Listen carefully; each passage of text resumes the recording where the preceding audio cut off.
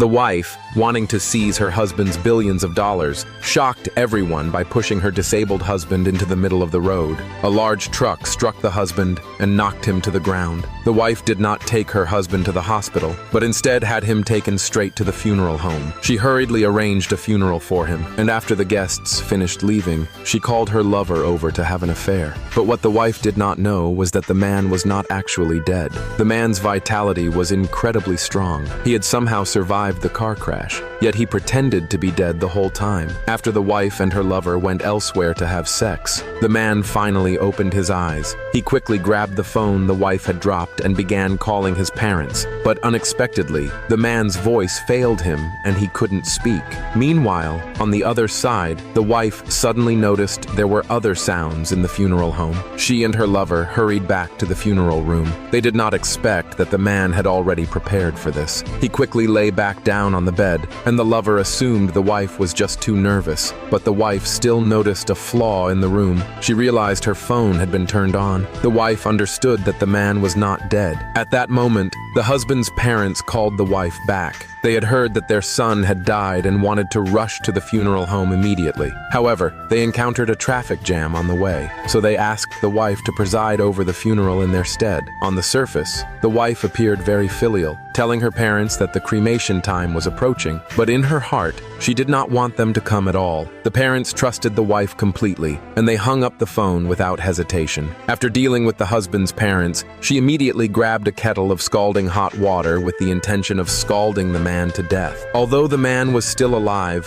his body was extremely weak, and he didn't dare to open his eyes. Just as the wife was about to succeed, a noise suddenly came from outside the room. It turned out to be the funeral home's staff arriving. The wife and her lover panicked at once. They hurriedly put on funeral clothes to greet the staff. The staff were preparing to move the husband's body for cremation. Meanwhile, on the other side, the husband heard the staff's voices. He tried to shout for help, but no sound would come from his throat. So the husband threw the ring in his hand onto the curtain opposite him. Sure enough, the staff noticed the sound. They wanted to check what was going on. A small cat suddenly appeared there. The wife let out a breath of relief. To prevent the staff from discovering the husband was alive, she volunteered to move her husband's body herself. The staff assumed she simply wanted to spend more time with him, and they agreed to her request. The wife's plan succeeded once again. She tied her husband tightly to the bed and then put him into the vehicle used to transport bodies. The lover stood outside the vehicle as a lookout. The funeral home staff had already climbed into the driver's seat, ready to drive away. The husband kept struggling desperately and calling for help, but he could neither make a sound nor free himself from the ropes. The wife smiled triumphantly, taunting him as a useless piece of trash. The husband glared at his wife in fury, which made the wife even happier. She removed a stocking from one of her legs and actually intended to strangle the husband to death with it. At that moment, the husband's parents suddenly arrived at the scene. They desperately wanted to see their son one last time. The lover blocked the parents, saying the funeral home's rules didn't allow them to open the vehicle now. The staff then came over. The parents dropped to their knees before the staff. They begged, saying they only wanted to see their son once more. The staff were deeply moved and agreed to the parents' request. The lover was very surprised, but he couldn't stop the husband's parents. The vehicle's door was quickly opened. The wife inside the car was holding a stocking, pretending to wipe her husband's face. It turned out the wife had just heard the noise outside, and she had quickly rendered her husband unconscious by strangling him. Before the wife could hide the stocking, the parents opened the car door.